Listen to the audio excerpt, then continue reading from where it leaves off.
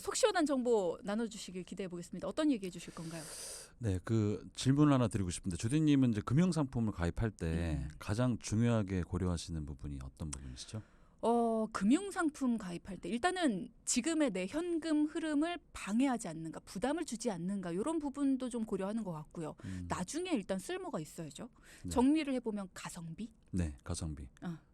맞는 말씀인데 이제 당연히 일단 우리가 어떤 상품을 찾을 때 금융 상품이든 뭐 보험 상품이든 그 상품의 내용과 어떤 그 정도의 이 가치가 있는 건지 이걸 따져보는 것이 굉장히 중요한데 상품에 대한 내용들에 대한 이 상담을 제가 이제 하다 보면은 소비자분들이 따지는 내용들 예를 들어서 뭐 금융 상품이다, 뭐 보험 상품이다 이제 이럴 때 뭐 어떤 펀드는 이제 이런 펀드는 이런 종목에 투자가 되고 또 이제 내가 환매를 했을 때 수수료가 또 어떻게 얼마나 되는지 이제 그런 부분 또는 이제 보험 상품 같은 경우에는 이 상품은 이제 위암에 걸리면은 뭐 3천만 원을 주고 뭐 뇌혈관 진단으로 뭐 수술을 하게 됐을 때 2천만 원을 준다. 이제 이런 내용 핵심적인 내용들일 텐데 이제 이러한 상품 자체 내용 파악 이상으로 중요한 게 사실은 바로 이제 금융 상품을 가입하는 과정 속에서 적법한 절차에 따라서 절차에 맞게 상담을 받고 가입을 하셨는지일 텐데 그렇죠. 이 뭐 들어보셨을 수도 있겠지만 2021년 3월달에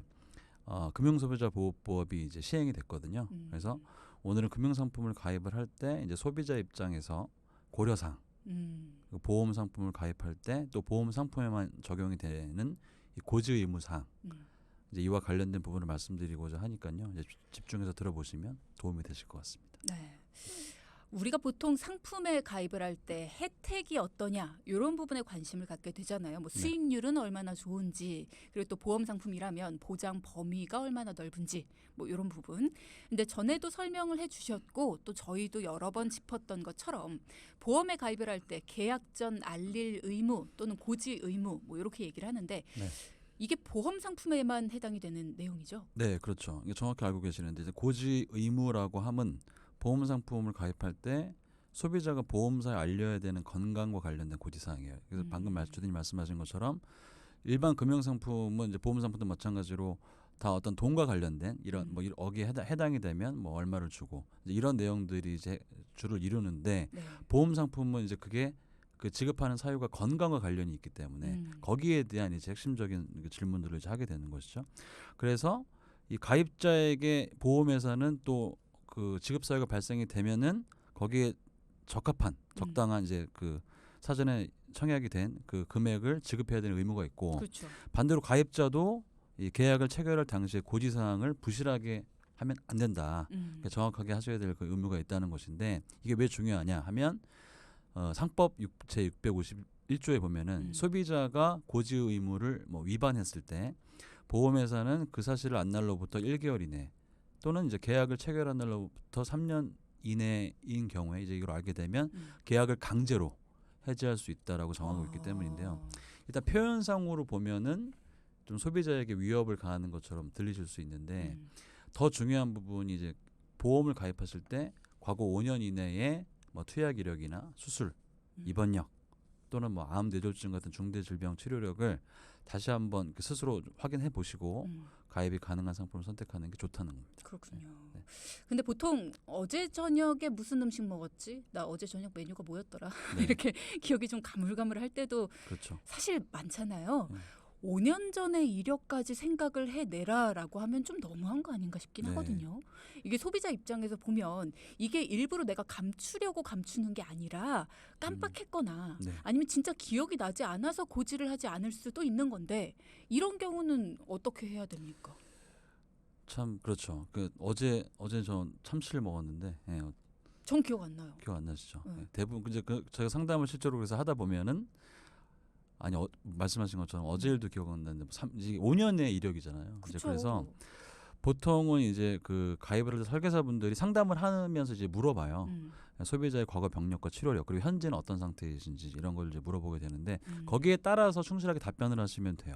근데 그럼에도 불구하고 최근 통계 중에서 이제 보험연구원의 보고서에 따르면 지난해 이런 그 고지의무 위반으로 인한 보험금 부지급 건수가 생명보험이 무려 이제 4,521건 그리고 손해보험이 13,579건으로 생명보험은 전체 계약 건수에서 무려 38% 그리고 손해보험은 9.9%에 달했습니다. 진짜 억울한 경우도 꽤 많이 있을 것 같다라는 생각이 들어요.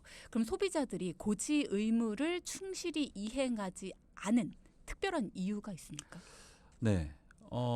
재미있는 부분이 그 소비자 입장에서 고지 의무를 충실히 이행하지 않는 이유가 첫 번째로는 이제 경제적 이익 때문이다. 경제적 이익. 예. 즉 이제 계약 당시의 고지 사항으로 인해서 내가 고지를 혹시 제대로 진실되게 했는데 그걸로 인해서 보험 가입이 거절되거나 다른 사람보다 할증 또는 뭐 어떤 부위에 대해서는 부담보라고 해서 보장을 받지 못하는 이제 그런 형태로 가입이 될 수 있다는 거고요. 두 번째로는 사회적 바람직성 편향. 저도 이제 요거를 요번에 그 연구원 리포트를 보면서 이제 알게 된 그런 용어긴 한데 이제 사람은 대부분 긍정적인 모습으로 자신을 인식하거나 타인에게 인식되기를 원하는 욕구. 이게 이제 사회적 바람직성 편향이라고 하더라고요. 예를 들어서 음주나 흡연의 경우에는 현재는 일주일간 귀하의 음주량은 어떻게 되십니까? 뭐 이제 보험 가입할 때 보면 병, 잔 이렇게 써 있어요. 또는 최근 2년 동안 담배를 피우거나 니코틴 제품을 사용한 적이 있습니까? 이런 질문들이 포함이 되어 있는데 이런 질문들이 자신을 긍정적인 모습으로 인식하기를 바라는 사회적 바람직성 편향 때문에 이게 뭔가 사실과 다른 답변을 유도하도록 이제 그렇게 할 수도 있다라는 것이죠. 근데 보험 가입할 때 술, 담배에 대한 질문도 해요. 건강검진에서 하는 거 아니에요, 이거는?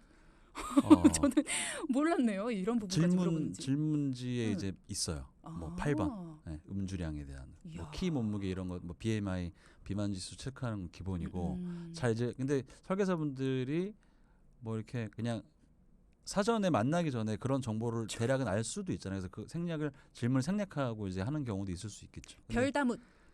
별다문? 별걸 다 묻는. 별다문. 네. 이게 그렇습니다. 아무래도 평소에 음주량이나 흡연량이 좀 많으신 분들 같은 경우에는 이걸 왜 물어보지?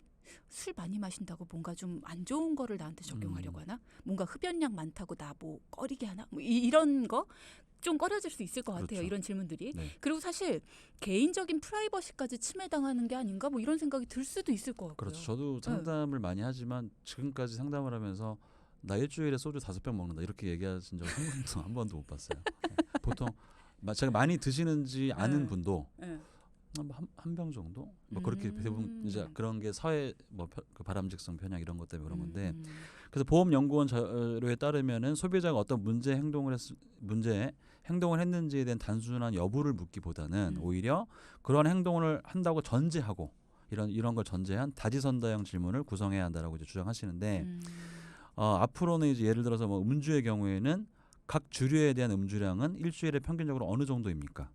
뭐 물어보면서 이제 맥주, 와인, 소주 이렇게 그림을 그려놓고 그 양을 이제 0에서 10까지 뭐 이렇게 체크하게끔 한다든지 이제 이렇게 하게 되면 이 보고서의 통계에 따르면 이렇게 질문했을 때 기존의 현행 고지사항 질문에 비해서 고지율이 흡연의 경우에는 35%에서 52%로 증가하더라 이제라는 거죠.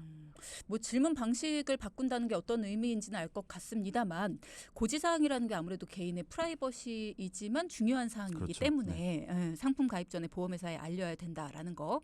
뭐 개인적으로 감추고 싶은 병력 사항이나 사회적으로 부정적인 시각으로 비춰질 수 있는 사항들 뭐 이런 거에 대해서 좀 더 편하게 답변을 유도하겠다라는 거잖아요. 소비자의 알릴 의무만큼이나 권리도 중요하기 때문에 앞으로는 조금 달라져야 되지 않을까라는 생각이 들기도 해요. 네. 그러니까 이제 그 얼마 전부터 그 어떤 장애인 분들, 그러니까 장애를 가진 분들, 뭐 신경이든 아니면 신체적인 장애든 이제 그런 장애가 있는지에 대한 질문도 삭제가 됐거든요. 네. 어떤 그 사회적인 그런 인식 이런 것들도 변화가 일어나고 있고 이제 그렇기 때문에 또는 뭐 불필요하게 어쨌든 내가 고지를 하지 말아야 될 것들을 할 필요도 없겠지만 근데 이제 그거를 스스로 판단을 하시면 절대 안 된다. 조금 이제 부끄러운 얘기일 수도 있고 이제 어떤 그 사항에 대한 질문을 받았을 때 그래서 그런 부분들이 좀 염려가 되시면 반드시 상담을 받으시는 그 설계사분에게 물어보시고 이것도 고지사항에 해당이 되는지 내가 스스로 생각했을 때 애매하다 그러면 무조건 입 밖으로 꺼내는 게 좋습니다. 그러면 보험 설계사가 이런 거 질문하면 이건 답할 필요 없습니다. 뭐 이런 것들이 있어요 혹시? 그런 거는 그 설계사분들이 자의적으로 판단하시면 안 되죠. 주관적으로. 그러니까 보험 가입할 때 가장 첫 번째 원칙은 고지사항이 중요한데 고지사항은 이제 그 서면으로 돼 있잖아요. 거기 질문들이 뭐 1번부터 20번까지. 그럼 거기에 질문에 해당되는 것들은 다 고지해야 되는 것이고 원칙적으로 하는 거예요. 무조건. 거기에 해당하지 않는 것은 이제 이거 해당되나 이런 것들은 고객 스스로 판단하기 어렵기 때문에 그런 것들을 이제 그 가입하는 상담받는 과정에서 설계사분들에게 상담받고 그러면 이제 고지사항에 해당된다. 그럼 고지 당연히 하셔야 되는 게 맞는 거죠. 그러니까 서면으로 되어 있는 것들은 고지할 사항이지만 그게 아닌 구두로 물어보는 것들 중에서 내 프라이버시에 해당하는 것 같은데 라는 생각이 드는 것들은 굳이 답변하지 않아도 당연히 하지 말아야죠. 프라이버시 저는 그런 개인적인 질문 같은 것들은 그러니까 보험 외에 예를 들어서 거기에 질문지 없는 질문들은 안 하거든요. 그렇죠. 괜히 그거를 그렇군요. 네. 최근에 제 지인이 상담을 받았는데 실제로 어떤 질병이 있는데 3년만 지나면 다 보장이 되니까 일단 가입할 때는 고지하지 말고 3년만 기다리세요. 이렇게 얘기를 했다는 거예요. 이건 어떤 상황이에요? 이거는 이제 당연히 일어나지 말아야 될 그런 상황인데 이제 저도 비슷한 게 있었는데 어떤 동기분의 안보험 상담을 제가 했는데 이분이 작년 가을에 건강검진을 받다가 이제 대장 용종을 제거를 하신 거예요. 근데 이 사실을 고지하면은 안보험을 가입할 때 대장과 직장 쪽에 이제 부위 부담보 설정이 되기 그렇죠. 때문에 일정 기간 동안은 보장을 받을 수 없겠죠. 그래서 그 설계사분이 그냥 이거 고지하지 말고 3년만 지나면 보장이 된다. 이렇게 고지 의무를 이제 방해한다고 하는데 이제 그런 이제 항의를 하셨더라고요. 네. 그러니까. 네. 그러면 이게 진짜 3년만 있으면 보장이 되는 거예요? 어때요? 보험의 그 판례를 보면 굉장히 다양해서 물론 이제 그 법이라는 그런 대원칙이 있긴 하지만 정답은 저는 노다 아닙니다라고 얘기하고 싶은데 앞부분에서 말씀드린 대로 보험을 가입을 하고 3년이라는 시간은 보험회사가 고객이 고지 의무를 위반한 사실을 3년 안에 알게 되면 강제로 보험 계약을 해지할 수 있다. 이 의미죠. 반대로 보장해 줄 수 있다라는 의미가 아니에요. 계약을 해지를 할 수 없다는 거죠.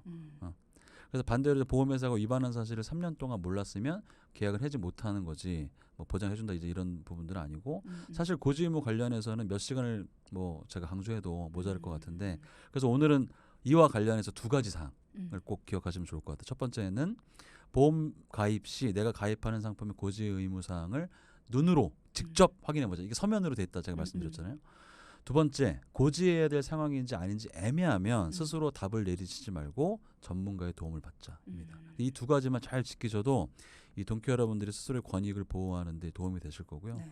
우리나라의 수많은 그 보험회사도 상품별로 이런 그 가입 기준, 고지사항이 다 다르기 때문에 병력이 있다고 생각해서 내가 이거 병력 고지하면은 불리할 것 같아라고 판단하지 않으셔도 오히려 그게 도움이 되실 수도 있어요. 그러니까 스스로 판단하지 마시고 전문가의 도움을 받아보시면 좋겠습니다. 네. 자, 오늘 1부에서는 보험 상품에 가입할 시에 고지 의무와 관련해서 소비자 스스로의 권익을 보호하는 방법에 대해서 알아보고 있습니다. 자, 들으셨죠, 여러분? 저희가 항상 강조를 드리지만 병력이 있다고 생각하시는 분들도 스스로 미리 결론을 내리지 마시고요. 고지 의무나 상품 선택에 있어서 전문가의 도움을 반드시 받으시기 바랍니다. 소비자로서의 의무도 중요하지만 권리는 그보다 더 중요한 겁니다. 반드시 누려야 될 권리 놓치지 말고 꼭 챙기시기 바라고요.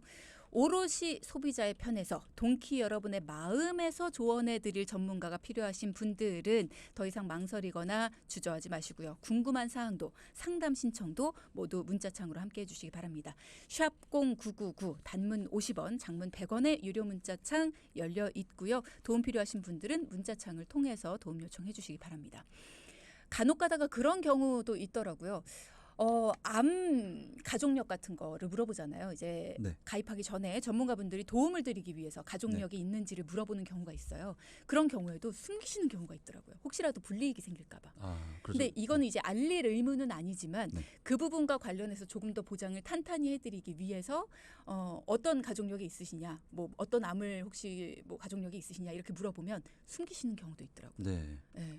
그러니까 이런 부분도 사실 전문가와의 신뢰도 좀 중요한 것 같은데 이게 또 그러니까 질문도 뭐 어떤 글쎄요 약간 다른 얘기 좀 상담 기법이라고 할까요? 이렇게 뭔가 취조하듯이 그렇게 질문을 하기보다는 어떤 그 대화하면서 이게 어떤 질병 사항이 있어도 그거를 뭐 이렇게 부끄럽지 않고 이것이 그 당신의 어떤 권익 보호를 위해서 필요한 사항이다라는 거를 강조해서 이제 편한 분위기에서 말씀하실 수 있도록 그렇죠. 그렇게 하는 게 또 이 질문이 왜 필요한지를 설명을 해주셨다면 말씀을 하셨을 텐데 그렇죠. 사실 네. 1번, 2번, 3번, 4번 뭐 이런 식으로 물어봐서 아마 그러지 않았을까라는 생각이 네. 들기도 하고요. 앞서 보험을 가입할 때 고지사항에 대한 알찬 정보를 주셨습니다. 4부에서는 조금 더 범위를 넓혀서 금융소비자보호법에 대해 알려주신다고요. 네, 그렇습니다. 음. 우리나라의 금융하면 대표적으로 뭐 은행, 음. 증권사, 보험회사를 생각을 하실 텐데 네. 금융소비자보호법은 말 그대로 금융소비자를 보호함과 동시에 금융회사에 대한 제재 수준을 강화하기 위한 제도 이렇게 말씀드릴 수 있는데 실제로 이제 한 벌써 3년 정도 됐나요? 그 라인펀드 사태가 있었거든요. 그래서 이때 어쨌든 그 환매를 중단을 하게 되면서 그 거액의 자산을 그래서 막대한 그런 피해가 있었는데 이게 무려 투자자들에게 1조 6천억에 맞아요. 해당하는 이제 이런 피해가 있었고 자산 자체도 이렇게 부도덕하게 또 잘못 운영을 또 해서 이제 그런 또 피해가 있었는데 어쨌든 이런 그 상품 자체의 위험성이라든지 또 특장점 이런 것들을 정확하게 설명해야 되는데 이런 것들이 잘 이루어지지 않았기 때문에 피해를 이제 고스란히 뭐 피해자 그 투자자분들이 안게 된 거고요. 이러한 제2, 제3의 피해가 발생되지 않도록 금융에 대해서 상대적으로 취약한 일반 소비자들에게 적합한 상품을 추천하고 그렇죠. 예, 각 상품의 내용과 특징 그리고 위험성을 충분히 설명하도록 이제 하기 위한 제도인데 지난 2021년 3월부터 본격적으로 시행이 되었습니다. 네, 금융소비자보호법 각 상품의 내용과 특징 그리고 위험성을 충분히 설명하도록 한 제도이다. 금융상품의 경우에 은행에서 판매하는 적금, 또 증권사는 뭐 무슨 펀드, 네. 보험회사의 건강보험이나 변액연금, 뭐 수많은 상품들이 판매가 되잖아요. 근데 소비자 입장에서는 스스로 아무리 공부를 한다고 하더라도 그 내용들을 정확히 파악하는 게 쉽지가 않습니다. 네, 그렇습니다. 요즘에는 그야말로 수많은 정보의 홍수라고 맞아요. 할 수가 있는데 너무 넘쳐요. 그렇죠. 중요한 것은 다양한 정보가 온라인 또는 이제 우리 주변에 펼쳐져 있어요. 심지어 옆집 누나도 그런 얘기를 해주고, 네, 어떤 상품이 좋다더라. 그 중에서 나에게 필요한 정보를 취사 선택을 하는 게 가장 중요하다. 정보가 맞습니다. 많다 보니까. 그래서 실제로 나와 우리 집 가정경제에 이제 이런 것들이 이제 도움이 되는지 잘 판단하셔야 되는데 일례로 최근에 어떤 동기부분이 이제 5% 확정금리를 적용하는 변액연금에 가입을 이제 하셨어요. 그런데 이제 실제로 5% 확정금리라고 하는 것은 연금을 수령할 때 계약을 해지하지 않고 잘 유지해서 연금을 내가 받게 될 때 적용되는 금리입니다. 그런데 반대로 중도에 뭐 일이 있어서 연금을 해지하게 됐다라고 하면은 이거는 투자 상품이기 때문에 그때는 5%는 아무 상관이 없고 펀드 수익률이 적용된 해지환급금을 받게 돼서 잘못하면 이제 원금 손실도 일어날 수가 있겠죠. 그래서 이런 부분에 대해서 제대로 설명을 받지 못해서 참 억울하다라는 말씀을 하셨는데 주디님도 표정이 나도 그래 경험이 있는 것처럼 시무룩해지셨네요. 네. 5% 확정 금리 이 부분에 대한 거를 굉장히 강조를 하게 되면 사실 다른 부분에 대한 거는 기억에 잘 안 남을 수도 그렇죠. 있고, 예, 뭐 어쨌든 설명을 들었는지 안 들었는지에 대한 부분을 본인이 잘 기억을 못할 수도 있지만 어찌 됐건 설명을 제대로 받지 못했다라고 억울해하고 있다면 이 부분에 대해서는 소비자 입장에서는 굉장히 그럴 수 있죠. 저도 많이 공감이 가서 그렇습니다. 네. 그래서 참 금융소비자보호법에 대한 설명을 들어보시면 금융상품을 가입할 때 이러한 부분을 기억하면 이제 반대로 피해를 예방할 수 있겠구나라는 생각이 드실 텐데 실제로 금소법이라고도 하거든요. 금소법에서는 6대 원칙이라는 판매 원칙을 두고 이 금융회사가 이를 잘 지켜서 소비자에게 상품을 권유하라라고 이제 하고 있는데 반대로 그러면 소비자 입장에서는 나에게 상품을 권유하는 상담사가 이러한 기준을 잘 지키면서 나에게 상품을 권유하는지 설명하고 있는지를 판단하시면 좋겠죠. 그렇죠. 감시해야죠. 네, 그래서 6가지 원칙 중에서 오늘은 먼저 3가지 원칙에 대해서 말씀을 드릴 텐데 첫 번째가 적합성의 원칙입니다. 그래서 이 원칙은 판매자는 금융소비자의 정보, 즉 재산 상황이나 거래의 목적, 투자 성향을 사전에 확인해서 적합한 상품을 권유해야 된다라는 것입니다. 그러니까 어떤 분은 5% 확정금리가 맞는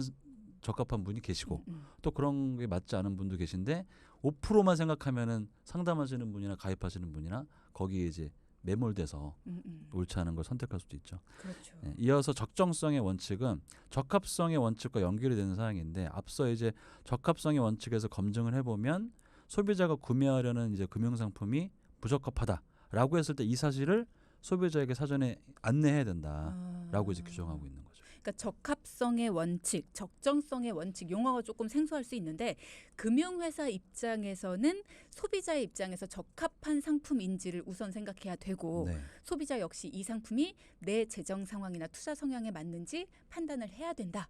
네, 맞아요. 네. 그 실제로 적합성 같은 것들은 이제 투자 상품을 가입할 때 다 질문이 이제 10가지가 넘게 이렇게 있는데 예를 들어서 나의 뭐 소득 수준, 뭐 재산 현황, 뭐 자산 현황 대략적으로 그렇죠. 네. 그다음에 이 투자 상품을 했을 때 어느 정도의 수익률을 기대하는지 얼마 정도 유지할 수 있을 것인지 전체 이제 과거에 당신이 뭐 주식이라든지 펀드 기타 여러 가지 뭐 유동성 뭐 위험 자산에 투자해 본 경험이 있는지 뭐 이렇게 되게 디테일하게 이제 물어보거든요. 그래서 거기에 따라서 당신은 여기 적합하지 않다, 적합하다 이런 게 딱 나와요. 그리고 이 사람의 성향에 따라서 가입이 가능한 상품들을 딱 구분해서 알려주고 그래서 이런 것들을 사전에 충분히 이제 본인이 확인하시고 이제 진행하시는 게 좋죠. 이런 원칙들을 오늘 설명을 드리는데 왜 우리가 보험이든 뭐 어떤 금융 상품을 가입할 때 이런 것들은 예든 아니오든 뭔가 써 넣을 때 우리가 MBTI 하듯이 심리 테스트 하듯이 그렇게 해야 된다는 걸 꼭 명심해 두셨으면 좋겠어요. 네. 우리가 보통 이런 거 할 때 옆에서 상담사분이 여기다가는 예라고 쓰시면 돼요. 여기다가는 그렇죠. 아니오라고 쓰시면 돼요. 여기다가는 그렇습니다 쓰시면 돼요. 이렇게 쓰라는 대로 쓰잖아요. 네, 네. 아바타처럼. 맞아요. 그렇게 말고 진짜 우리가 내 얘기를 쓰듯이 내가 고민하고 쓰시고 고민해보고 답하셔야 된다는 네, 거 꼭 명심을 맞습니다. 하셔야겠어요. 네. 그 또 이어서 이제 세 번째 원칙이 설명 의무인데 말 그대로 금융회사는 금융상품을 권유하거나 소비자가 금융상품을 가입할 때 해당 상품의 중요 사항을 소비자가 이해할 수 있도록 설명하라 하는 것인데요.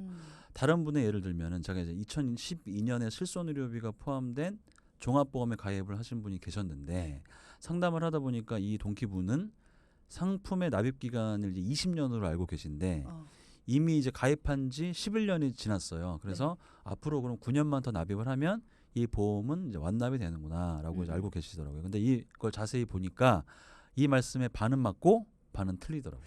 실손 의료비가 완납이라는 개념이 있나 싶긴 한데 반은 맞고 반은 틀린다. 네. 네.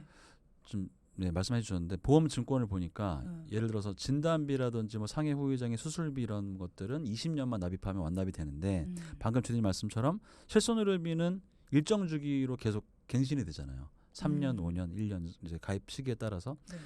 이제 그렇게 되기 때문에 가입하신 지 20년이 지나면 좀 전에 진단비나 수술비 이런 것들은 납입이 종료가 되지만 실손의료비 특약은 100세까지 계속 납입을 하셔야 되는 거죠. 그런데 가입 당시에 이 부분에 대해서 설계사분한테 이 보험의 특약과 실손의료비 특약이 모두 다 한꺼번에 합쳐서 20년만 납입하면 된다라고 들었다는 거예요.